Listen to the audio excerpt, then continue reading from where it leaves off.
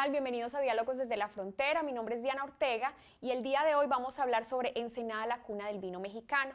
Para eso tenemos dos invitadas especiales. Está la doctora Sara Martínez, del Departamento de Estudios de Administración Pública, y está la doctora Nora Bringas, del Departamento de Estudios Urbanos y Medio Ambiente. Doctoras, bienvenidas y gracias por estar acá. Gracias a ustedes. Bueno, para entrar en materia, la primera pregunta, y quiero empezar con la doctora Martínez, es ¿cuál fue su primer acercamiento a los valles de Ensenada?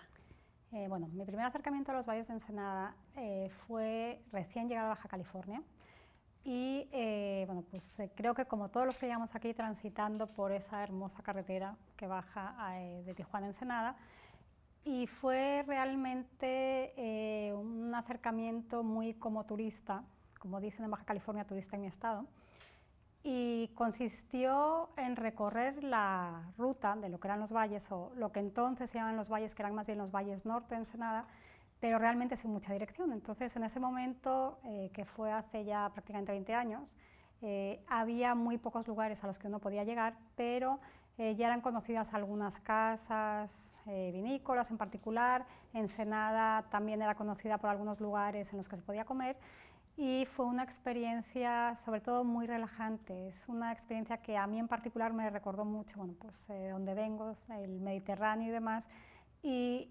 sí uno puede percibir, creo, en esa primera visita, sobre todo la tranquilidad o una sensación de libertad cuando uno transita por esa zona, porque es una zona en la que es fácil moverse, es no muy grande, entonces también uno puede ubicarse fácilmente, se siente muy cómodo muy rápidamente en el entorno en el que se mueve uno cerca de Ensenada.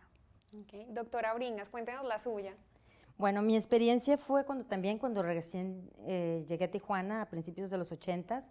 Llegué a estudiar turismo a la Universidad Autónoma de Baja California, y pues como toda estudiante inquieta quieres conocer el estado, y con mis amigas hicimos unos recorridos por todo el estado y como parte de las prácticas también de la escuela, y me llamaba mucho la atención, o nos llamaba mucho la atención un restaurantito que está en San Antonio de las Minas, que en ese tiempo no tenía nombre, que se decía era una cooperativa de rusos, donde hacían el famoso pay de manzana, que es parte ahorita de la gastronomía importante y emblemática, yo creo, del Valle de Guadalupe. Entonces llegamos como, ahora sí que estudiando turismo, y para conocer turismo, para hablar de turismo y hacer investigación en turismo, pues teníamos que un poco recorrer lo que era nuestro estado en ese tiempo. Para nosotros fue como nuestro primer acercamiento del estado de Baja California, y sobre todo ver los contrastes. Yo vengo de Sonora, ver los contrastes que había y cómo se estaba haciendo producir, por ejemplo, el desierto. Claro que estamos hablando de otro tiempo, apenas el Valle de Guadalupe era muy incipiente el desarrollo que había.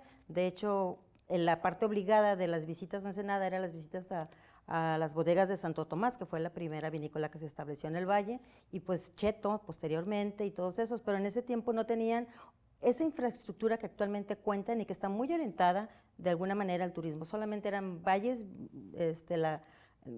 ver los valles llenos de uvas, todo eso, verdes, con contraste con el paisaje árido que les rodea, pues era para uno una experiencia muy bonita, sobre todo cuando vienes de ciudades áridas. Ver este oasis en el desierto es realmente maravilloso, y uno entiende por qué llama tanto la atención para el turista. Okay. Bueno, desde ese primer acercamiento que ustedes tienen a los valles de Ensenada, ¿cómo empiezan a formar su objeto de estudio, no? O sea, tienen dos perspectivas diferentes. Por ejemplo, la doctora Martínez como que se acerca más desde lo económico y lo empresarial, la doctora Bringas desde lo turístico y lo gastronómico. Entonces, ¿cómo empieza a formarse ese objeto de estudio?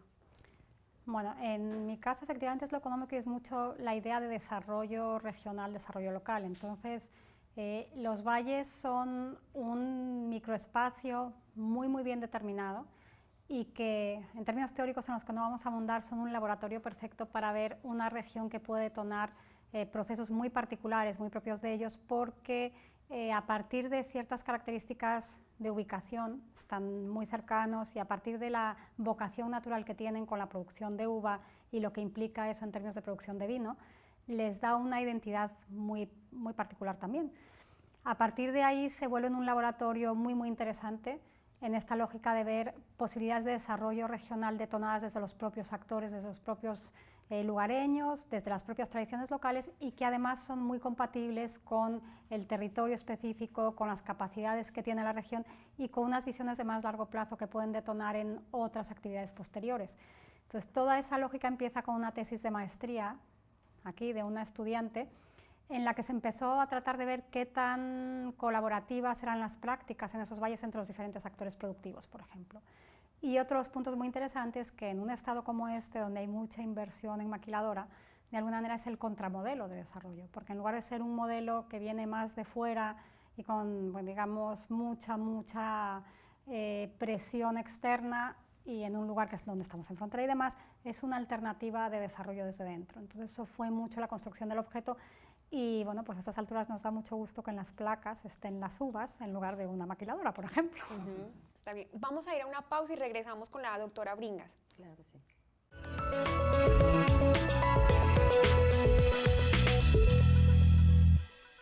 Hola, estamos de regreso a Diálogos desde la Frontera. Les recuerdo el tema de hoy, Ensenada, la cuna del vino mexicano. Bueno, ahora vamos a hablar con la doctora Bringas. Cuéntenos cómo construye usted el objeto de estudio a partir de esos acercamientos que tiene a los valles de Ensenada. Bueno, en un primer momento fue por un proyecto que realizamos para la Secretaría de Turismo del Estado, donde lo que interesaba, eso fue, estoy hablando de finales de los 90, donde lo que interesaba era como identificar algunas zonas rurales del Estado para trabajar con el turismo, las zonas que tienen un potencial de desarrollo turístico, y una de las zonas que escogimos fue el Valle de Guadalupe, entre San Quintín y otras zonas del sur del estado, sobre todo zonas rurales.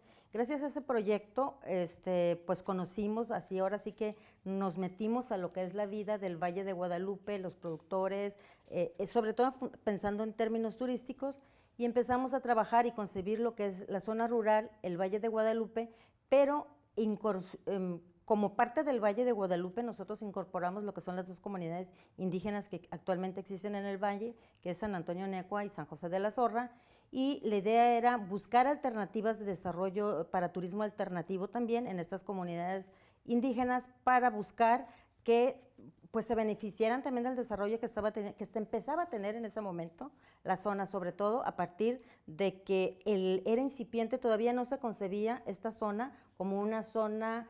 Todavía no se hablaba de la ruta del vino, todavía no se pensaba cómo la transformación de esta zona, que se le podía dar, el valor que se le podía dar como producto turístico, ¿sí? Entonces, la idea de ese primer proyecto, de hecho, fue como un proyecto de semilla por parte de la Secretaría de Turismo, que lo hicimos aquí en el colegio, para tratar de identificar eso. A partir de eso, la Secretaría de Turismo consiguió fondos para algunas empresas, microempresas, para apoyarlas a desarrollar y que metieran sobre todo equipamiento, infraestructura, baños. Una de ellas fue el Museo Comunitario de los Rusos, que lo dirigía en ese momento y todavía Panchita Samarín.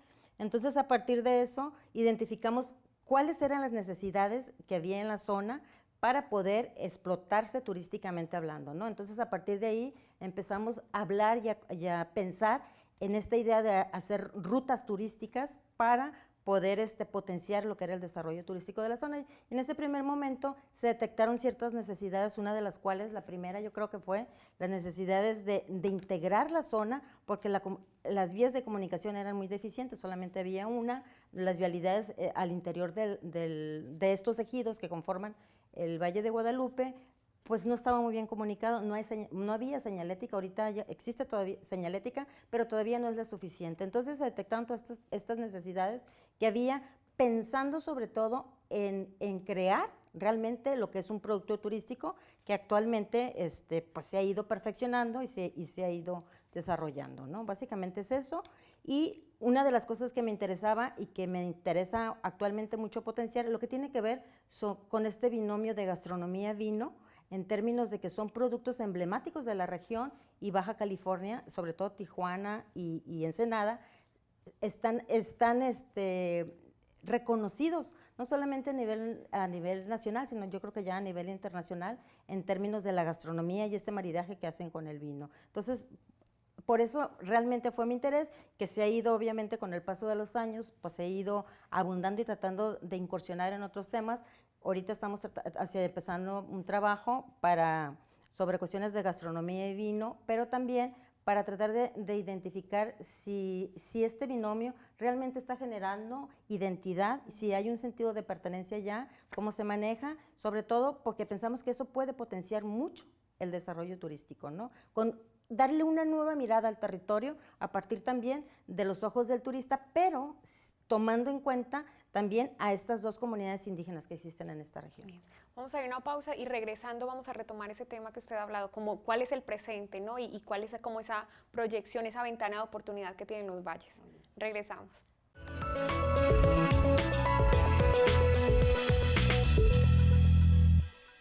Bueno, iniciamos hablando un poco sobre cuál ha sido el acercamiento que tuvieron ustedes en una primera instancia a los valles de Ensenada. Luego hablando un poco de las reflexiones que nacen a partir de esto y pues de los estudios que empiezan, las lecturas y demás que ustedes empiezan a tener. Ahora quiero que como que ahondemos un poco en sus temas, ¿no? Y entonces, ¿cómo ha evolucionado su objeto de estudio? ¿Sí? ¿Con qué inician? ¿En qué van? ¿Cómo va avanzando a través del tiempo? No sé, doctora Martínez.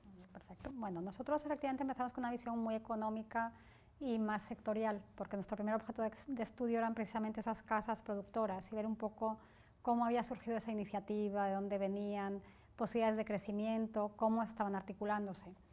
Y esto es muy interesante porque de alguna manera esa visión más económica, más tradicional, por llamarlo de una manera empresarial, fue evolucionando en dos direcciones fundamentalmente. Una hacia las lógicas de articulación de estos productores para empezar a ser un agente de desarrollo más general de la zona, es decir, bueno, ellos tienen un compromiso de crecimiento como empresarios, contribuyen a la economía de la región, pero qué tanto ellos tenían esa identidad como locomotora, por llamarlo de alguna manera, de la zona, porque en algunos de los casos ellos mismos que salían de la casa más grande que es Cheto, nos decían que parte de las tradiciones vinícolas que eran más de los propios pobladores del valle, en la medida en que había habido más casas y sobre todo esta lógica de las casas boutique, porque las primeras casas bueno, pues son, digamos que está Cheto, que es el que produce a gran escala, que no es muy grande la escala, pero es el grande del valle, realmente tenía una lógica más de mercados amplios y surgen estas pequeñas casas a partir de que Domex sale de mercado,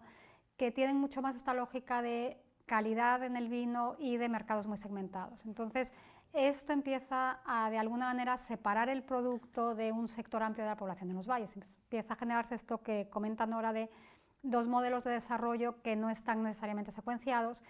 Entonces, la preocupación era qué tanto esto se iba a volver un enclave productivo, porque eso iba en contra tanto del sector como de una visión un poco más socioeconómica del modelo de desarrollo genérico.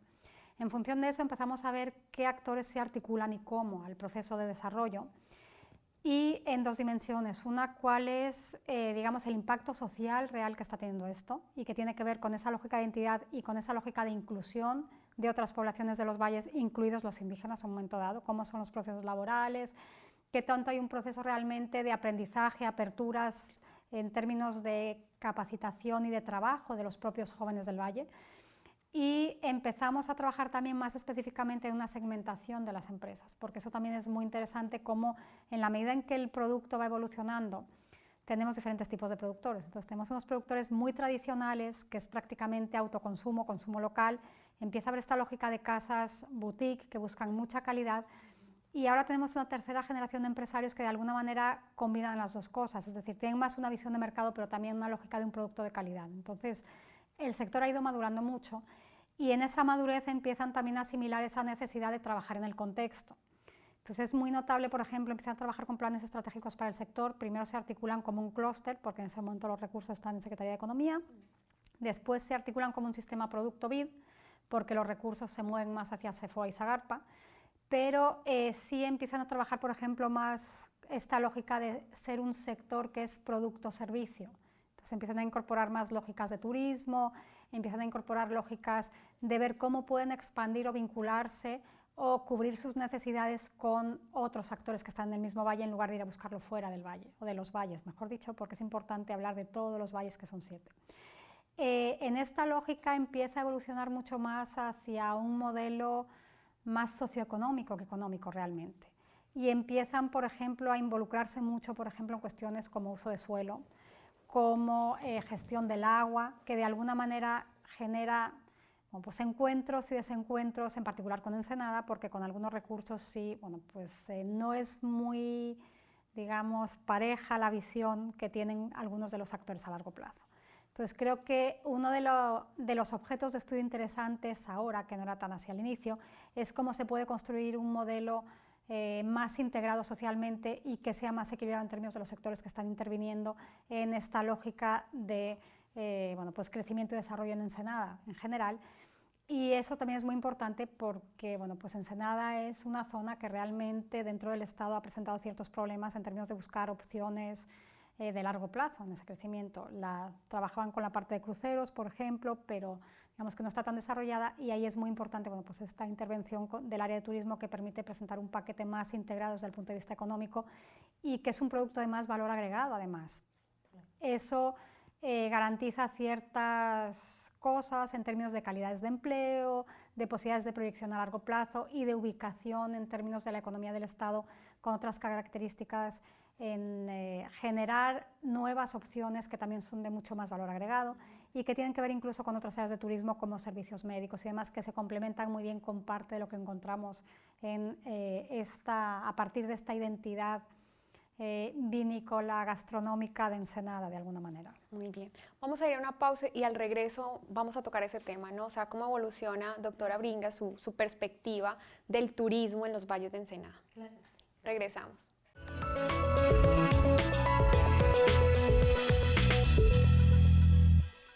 Regresamos a Diálogos desde la Frontera y ahora, doctora Bringas, llegó como su momento de que nos hable cómo ha evolucionado su tema de estudio.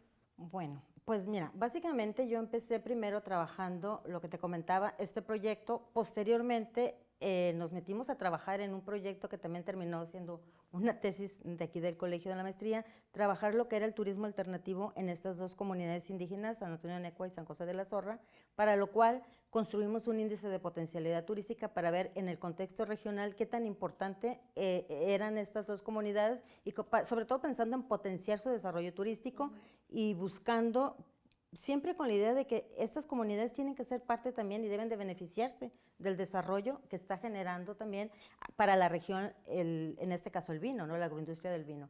Posteriormente, ya una vez que terminamos ese trabajo, empezamos otro trabajo también con la Secretaría de Turismo, un proyecto que se llama Observatorio Turístico de Baja California, donde dos de las regiones más importantes del estado era el corredor turístico Tijuana-Ensenada y el Valle de Guadalupe, sobre todo como pensado ambas regiones como las principales zonas turísticas, no solamente del estado, sino de la frontera norte, ¿no? Porque finalmente ambos son emblemáticos, cada uno en su especialidad. En el caso del corredor está muy orientado hacia el turismo de sol y playa, hacia el turismo de segundas residencias, y el Valle de Guadalupe también, nosotros lo estamos planteando como un complemento o una integración con lo que sería esta zona costera del corredor Tijuana-Ensenada, y pensar sobre todo en cómo se podía incrementar o apoyar el Valle de Guadalupe con todos los flujos turísticos que llegan a esta zona, ¿no? ¿Por qué? Porque finalmente es la principal zona donde llegan los visitantes en el estado, internacionales sobre todo. Entonces, tenemos una población muy importante, por ejemplo, en el corredor de extranjeros que ya tienen su segunda residencia y que muchos de ellos, como no había esa posibilidad de hacer actividades en el estado, pues se regresaban los fines de semana o no salían. Entonces, el hecho de que tengamos ahorita el Valle de Guadalupe como esta opción para ellos ha abierto y ha posibilitado mucho el desarrollo turístico, pensando en que esta gente ya se desplaza más y hace uso también de todo lo que hay en el Valle de Guadalupe. Lo mismo pasa con la industria de cruceros que mencionaba Sara. Entonces, originalmente en Ensenada es bastante cuestionada, por ejemplo, los cruceros que dicen que no aportan nada a la economía porque no hay un impacto, no hay un efecto, encadenamientos productivos alrededor de esto, porque no pernoctan. Pero en realidad, a partir del observatorio que empezamos a hacer encuestas para determinar las características de los visitantes internacionales, qué les interesa que viera y qué demás, y nos dimos cuenta que el Valle de Guadalupe se había convertido también en una opción para estos cruceristas que antes no figuraban. Entonces decían, ya, vamos a la bufadora y se nos acabó. Entonces, el hecho de que ahorita esté el Valle de Guadalupe y que de alguna manera ya se esté profesionalizando, que yo creo que eso es algo bien importante, los servidores turísticos, que ya hay tours organizados que te llevan al Valle de Guadalupe y que te dan una explicación de la historia, de cómo se conformó, llevan a la degustación de vinos y te llevan ya a restaurantes de buena calidad, ¿sí? Entonces, yo creo que también eso ha permitido o influido en el perfil del turista que viene a la zona, porque le da otro sentido. Encuentras que en esta región conviven muchos tipos de turistas y yo creo que eso tiene mucho que ver con actualmente la gastronomía y el vino están jugando un factor muy importante en el tipo de turismo que está viniendo a la zona.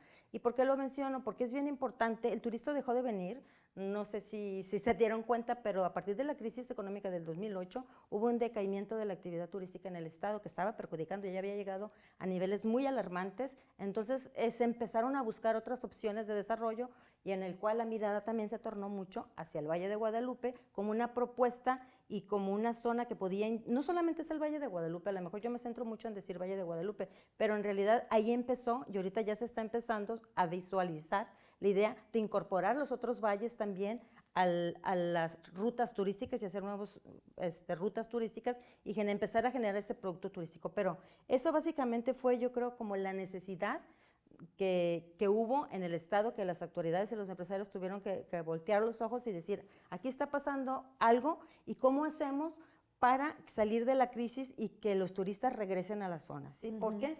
Porque el turismo finalmente es una de las principales actividades económicas del estado y el turismo, a diferencia de la maquila, que sí ha tenido mucho apoyo en términos de exención de impuestos y demás, el turismo no.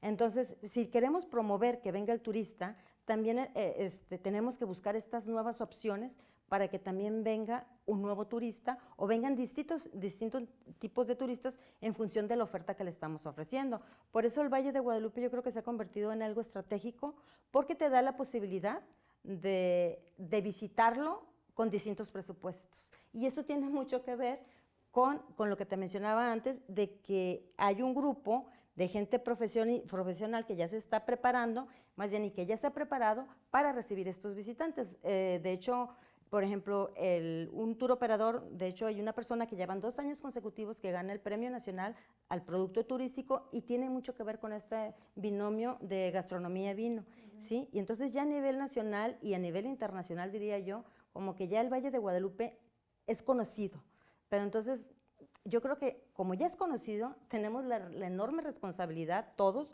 los que estamos de alguna manera trabajando en el sector, cada quien desde su trinchera, nosotros, haciendo investigación para generar mejores condiciones y mejor conocimiento sobre la zona, y los empresarios del gobierno también para equipar la zona, meter infraestructura, sin olvidarnos, por supuesto, yo insisto, de las poblaciones que ya vivían en esta zona, ¿no? Entonces, el Valle de Guadalupe, por ejemplo, es una zona que tiene mucha historia y que a veces no sabemos vender como parte de un producto turístico, ¿sí? Entonces, esas son de las cosas que necesitamos apoyar.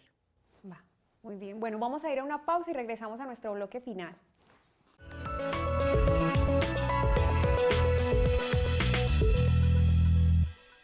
Bueno, estamos de regreso ya para concluir el programa, entonces les pido a las doctoras que por favor hablemos un poco de cuál es el presente de los valles de Ensenada, cuáles son los retos y las ventanas de oportunidad que se tienen, ¿no? desde cada una de sus perspectivas. Doctora Martínez. Bueno, 2 minutos es muy poco tiempo, pero sí, vamos a tratar de hacerlo. A mí me gustaría resaltar nada más 2 aspectos muy concretos que son más de cómo ha venido funcionando la propuesta de desarrollo que se ha hecho en la zona. ¿Por qué? Porque otros retos concretos como agua, disponibilidad de tierras y demás, creo que es algo ya más trillado, creo que es algo en que podemos encontrar los datos en muchos sitios y creo que no es algo tan específico de lo que nosotros hemos trabajado.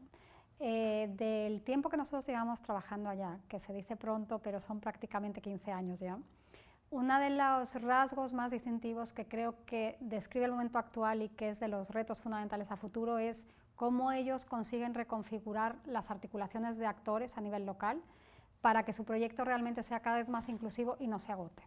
¿Por qué digo esto? Efectivamente, el sector vitivinícola puede tener algunas limitantes, a lo mejor en crecer exponencialmente la producción, pero creo que tampoco esa sería su mejor opción porque bueno, pues tiene unos requerimientos en términos de agua, tierra y otras cosas que sí están en los valles del sur ahora en términos productivos, pero que ni siquiera creo que sea quizá la mejor opción de crecimiento a largo plazo.